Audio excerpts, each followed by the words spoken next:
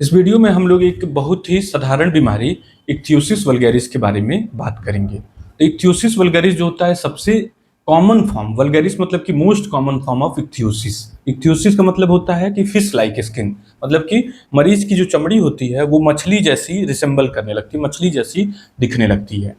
तो इसमें जो मछली जैसे जो स्केल्स आते हैं उनका कैरेक्टर काफ़ी ज़्यादा वैरी कर सकता है।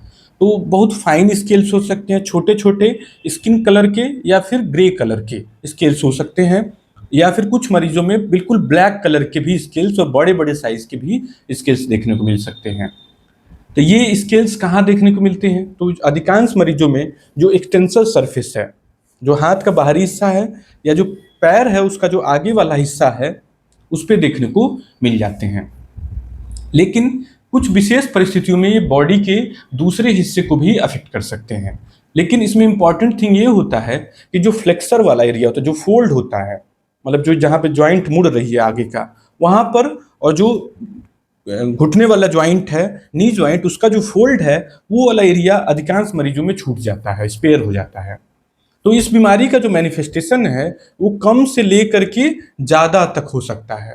तो कम जब बहुत हल्के फुल्के स्केल्स होते हैं, थोड़े बहुत, और बहुत फाइन स्केल होते हैं स्किन कलर के, तो अधिकांश मरीज जो होते हैं इसको इग्नोर कर देते हैं। वो समझते हैं कि ये सिंपल ड्राइनेस है, मतलब कि ये कोई बीमारी नहीं है, साधारण रूखापन है, और उसको ध्यान नहीं देते हैं। तो ऐसा लोगों को लगता है कि ये असामान्य बीमारी है, लेकिन ये इतना सामान्य है कि ऐसे समझ सकते हैं कि हर 100 में से एक लोगों को ये प्रॉब्लम होती ही होती है। और एक रिसर्च में पाया गया था कि 250 में से एक लोगों को ये परेशानी होती है। तो ये इतना सामान्य है, लेकिन अधिकांश की बीमारी इतनी हल्की है कि अननोटिस चली जाती है, पूरी जिंदगी भर पता ही नहीं चलता है। अब ये डिजीज का वेरिएशन क्यों है, किसी में कम है किसी में ज्यादा क्यों है? तो इसका जब जेनेटिक्स आप समझेंगे तो उससे ये बात एकदम क्लियर हो जाएगी। तो एक जीन होता है जो कि फिलाग्रिन नाम की प्रोटीन बनाता है, और वो फिलाग्रिन प्रोटीन जो होता है हमारी स्किन का जो मॉइस्चराइजिंग फैक्टर है उस वाले पार्ट में मदद करता है। जो मॉइस्चराइजिंग, जो स्किन को मॉइस्चर मेंटेन करने में वो प्रोटीन मदद करता है। तो इस बीमारी में वही जो जीन होता है वो काम करना गड़बड़ कर देता है, काम करना उसका खराब हो जाता है। इस वजह से फिलाग्रिन प्रॉपरली बन नहीं पाती है। अब इस बीमारी का जो इनहेरिटेंस होता है वो होता है ऑटोसोमल सेमी डोमिनेंट। इसका क्या मतलब है? इसका मतलब ये है कि जो हमारे जो जीन्स होते हैं वो पेयर में होते हैं, मतलब कि जोड़े में होते हैं, मतलब एक साथ दो जीन होते हैं। तो एक जीन खराब हो गया, मतलब आपका जो एक जीन है वो काम करना बंद कर दिया, तो एक लेकिन काम करता रहेगा। तो ऐसे कंडीशन में बीमारी जो होगी वो कम स्तर की होगी। लेकिन कुछ मरीजों में दोनों जीन म्यूटेटेड होते हैं, मतलब दोनों डिफेक्टिव जीन है, तो उस कंडीशन में बीमारी एकदम तीव्र गति की होगी। तो इसीलिए जिनमें दोनों जीन म्यूटेटेड होते हैं उनमें बिल्कुल काले काले ब्लैक कलर के, बिल्कुल ब्लैक बड़े बड़े साइज के स्केल्स, मछली जैसे छिलके देखने को मिलते हैं। और कई बार बहुत ही ज्यादा शरीर पे, मतलब कि पेट पर, पीठ पर, गर्दन पे, चेहरे का बाहरी हिस्सा में देखने को मिलता है, मतलब कि बहुत ज्यादा शरीर के हिस्से में देखने को मिलता है। और जो बीमारी हल्की होती है तो थोड़ा बहुत, मतलब हल्का सा एल्बोज के आसपास, सिन पे, जो टिबिया बोन है उसके आगे थोड़ा सा, और विशेष करके जो विंटर्स वाला सीजन है, विंटर्स में ह्यूमिडिटी कम हो जाती है, तो जितनी भी इक्थियोसिस वाली बीमारियां हैं वो तेज हो जाती हैं, ड्राइनेस वाली बीमारियां तेज हो जाती हैं। तो जो जो जिनमें दोनों जीन म्यूटेटेड है उनमें पता चलता है कि गर्मी में भी ये बीमारी बनी हुई है, मतलब गर्मी में भी मछली जैसे छिलके हो रहे हैं। अब यहाँ पे एक महत्वपूर्ण चीज ये होता है कि इसमें जो स्केल्स हैं, जो स्केल्स मतलब कि जो भूसे जैसी झिल्ली है, वो पैदाइशी नहीं मिलता है। जैसे कुछ इक्थियोसिस की बीमारियां होती हैं जिसमें पैदाइशी बच्चे के शरीर पर स्केल्स होते हैं, लेकिन इसमें पैदाइशी नहीं होती। अधिकांश बच्चों में यह देखा जाता है कि जब वो 2-3-4 महीने के हो जाते हैं तब उनकी बीमारी सामने उभर करके आती है। और वो जो परेशानी होती है वो जैसे जैसे एज बढ़ता है वैसे वैसे बढ़ती चली जाती है। जैसे कि बच्चा जब 4-5-6 साल का होता है तब ये परेशानी एकदम पीक पे होती है, मतलब कि सबसे ज्यादा होती है। और उसके बाद काफी बच्चों में ये परेशानी जो होती है स्टैटिक हो जाती है, मतलब वहीं पर थम जाती है। कब तक थम जाती है? तो ये थम जाती है 15-18-20 साल की उम्र तक, जो एडोलेसेंस का फेज बोला जाता है। उसके बाद से ये बीमारी खुद ब खुद ठीक होने लगती है। तो ये इस बीमारी का नेचुरल कोर्स है।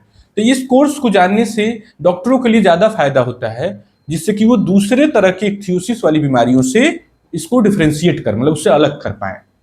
और मरीज के लिए भी ये बड़ी अच्छी बात होती है कि लेट एजेज में बीमारी खुद ब खुद कमजोर हो जाती है, तो उतना ज्यादा दिक्कत नहीं पैदा करती है। अब जो इक्थियोसिस की परेशानी है उसमें मरीज को तकलीफ क्या होती है?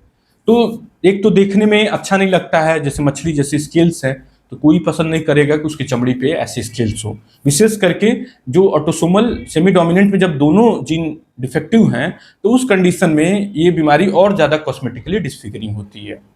और ड्राइनेस की वजह से खुद भी एक डिस्कम्फर्ट की फीलिंग होती है। इसके साथ में कई सारी छोटे छोटे माइनर प्रॉब्लम्स एसोसिएटेड होते हैं, तो जैसे कि हाइपरलीनियर पाम सोच सकते हैं, मतलब ऐसा लगेगा बहुत सारे लाइन है, तो उससे हाथ का भी लुक अच्छा नहीं लगेगा, हाथ का भी कॉस्मेसिस जो है वो अच्छा नहीं दिखेगा। इसी तरह से हाथ पर खुरदुरे दाने, जिनको कीराटोसिस पाइलरिस बोला जाता है, छोटे छोटे महीन सैंडपेपर टाइप के खुरदुरे दाने हाथ पर देखने को मिलेंगे, तो वो भी कॉस्मेटिकली डिसफिगरिंग होते हैं। मतलब इनमें कोई लक्षण नहीं है, बस देखने में खराब लगने वाली परेशानी है। इसी तरह काफी मरीजों में इक्थ्योसिस वल्गैरिस के एटोपिक डर्मेटाइटिस नाम की बीमारी एसोसिएटेड होती है, मतलब कि खुजली वाले रैसेज आना, बॉडी पे जगह जगह खुजली वाले रैसेज आना। तो कभी कभी ये खुजली वाले रैसेज जो होते हैं बड़े ज्यादा होता है, मतलब पूरे बॉडी पे जगह जगह से खुजली हो रहा है, पानी निकल रहा है और मरीज बच्चा एकदम परेशान है, तो वो भी देखने को मिलता है। इसी तरह कुछ मरीजों में जो सांस की एलर्जी है वो भी देखने को मिलती है, जैसे अस्थमा दमा की जो परेशानी है वो देखने को मिलती है। बार बार सर्दी जुकाम लग जाना, छींके आना, डस्ट एलर्जी, ये सब भी देखने को मिलती है। नेक्स्ट पार्ट आता है कि कैसे मुझे पता चले कि मुझे इक्थियोसिस वल्गैरिस ही है। तो डॉक्टर आपका देख करके, आपसे बातचीत करके, माता पिता से बातचीत करके ही अधिकांश केसेस में पता लगा लेता है कि इक्थियोसिस वल्गैरिस है। कुछ केसेस में ही प्रॉब्लम आती है, तो उसमें कुछ टेस्ट जैसे स्किन बायोप्सी या कुछ स्पेसिफिक टेस्ट का भी सहारा लेकर के पता लगा लेता है। अब जो नेक्स्ट पार्ट आता है कि ट्रीटमेंट का, इसका इलाज कैसे हो। इसके इलाज में जो सबसे महत्वपूर्ण चीज ये है कि स्किन को मॉइस्चराइज करना। अब वो मॉइस्चराइजिंग क्रीम जो हो कुछ भी हो सकता है, सिंपल नारियल का तेल, वैसलिन, आप कोई भी ऑयल जो आपको पसंद हो वो आप अपने बॉडी पे लगा करके स्किन को मॉइस्चराइज कर सकते हैं, तो जिससे कि आपकी स्किन थोड़ी अच्छे कंडीशन में पहुंच जाती है। लेकिन कुछ मॉइस्चराइजिंग एलिमेंट हैं जो साधारण मॉइस्चराइजिंग क्रीम से बेहतर पाए गए हैं, जैसे कि यूरिया बेस्ड जो मॉइस्चराइजर होते हैं वो स्किन को एक्सफोलिएट भी करते हैं प्लस मॉइस्चराइज भी करते हैं, तो दोनों तरीके से ठीक करता है यूरिया। इसी तरह से ammonium lactate, alpha hydroxy acid, salicylic acid based moisturiser, ceramide based moisturiser, ये सब मॉइस्चराइजर कुछ रिसर्च में साधारण मॉइस्चराइजर से बेहतर पाए गए हैं। तो ये एक इंपॉर्टेंट थिंग होता है इसमें।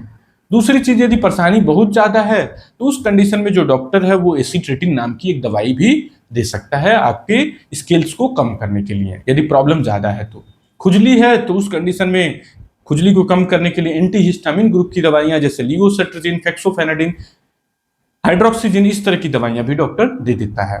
साथ में एटोपिक डर्मेटाइटिस है तो उस कंडीशन में टॉपिकल कॉर्टिकोस्टेरॉइड ग्रुप की क्रीम्स दे देता है। बहुत ज्यादा आपकी एलर्जी है तो उस कंडीशन में ओरल कॉर्टिकोस्टेरॉइड का भी शॉर्ट कोर्स दे देता है और कुछ और भी दवाइयां साथ में दे देता है, तो जिससे वो परेशानी सॉर्ट आउट हो जाती है। लेकिन इसमें एक चीज ध्यान देना है कि इस बीमारी में जो भी दवाई मैंने बताई वो सब सिम्टोमेटिक इलाज है, मतलब कि टेम्पोररी इलाज मेजर के तौर पे है।